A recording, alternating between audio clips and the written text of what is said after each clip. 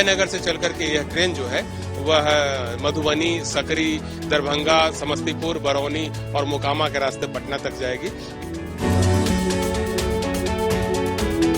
In India जो हमारा theme है, उसी थीम के तहत हम लोग अपने देश में स्वदेशी टेक्निक से और स्वदेशी संस्थानों में नए नए रेक का निर्माण कर रहे हैं।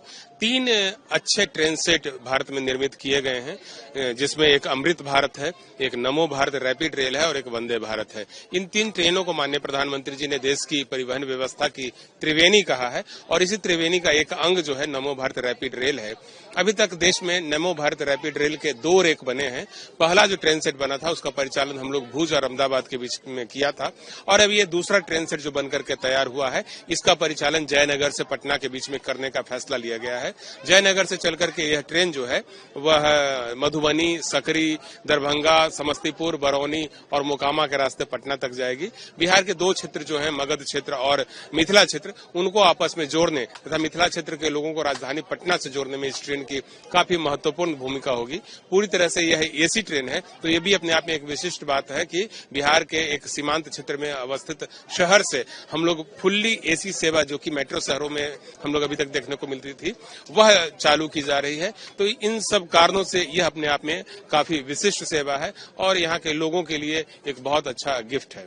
सर, आप जैसा बता रहे हैं फुली एसी, तो आमतौर पर हम भारतीय रेलवे में देखते हैं कि जो एसी चेयर कार होता है उसमें रिजर्वेशन कराना पड़ता है। इसमें भी क्या उस तरह का कराना होगा रिजर्वेशन, या सारी ट्रेन अनरिजर्व है?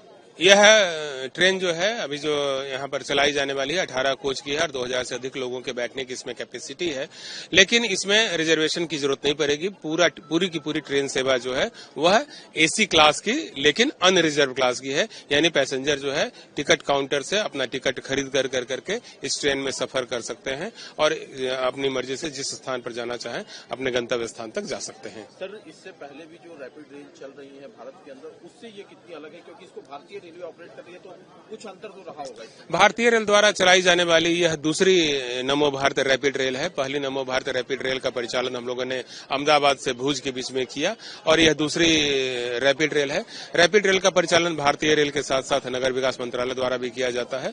वहां पर भी इसी प्रकार की सेवा दी जाती है। कुछ टेक्निकल फीचर्स दोनों ट्रेनों में अलग अलग हैं, लेकिन ये जो हमारी ट्रेन है इसमें फुल्ली ऑटोमेटिक विंडोज लगाए गए हैं। दरवाजे जो है वो ऑटोमेटिक तरीके से खुलते बंद होते हैं। इसमें एक इंफॉर्मेशन सिस्टम लगाया गया है जिससे यात्रियों को यह पता चलते रहे कि वह किस स्टेशन से होकर के गुजर रहे हैं। और दूसरी बात यह है कि ये जहां जो मेट्रो ट्रेनें हैं वो एक शहर के लोगों को फीड करती हैं, वहीं जो नमो भारत रैपिड रेल है वह एक साथ कई जिलों के लोगों को अपनी सेवाएं प्रदान करेगी। जैसे इसी ट्रेन की यदि बात की जाए तो यह ट्रेन जो है मधुबनी जिला, दरभंगा जिला, समस्तीपुर जिला, बेगूसराय जिला होते हुए पटना जिला के लोगों को अपनी सेवाएं देगी।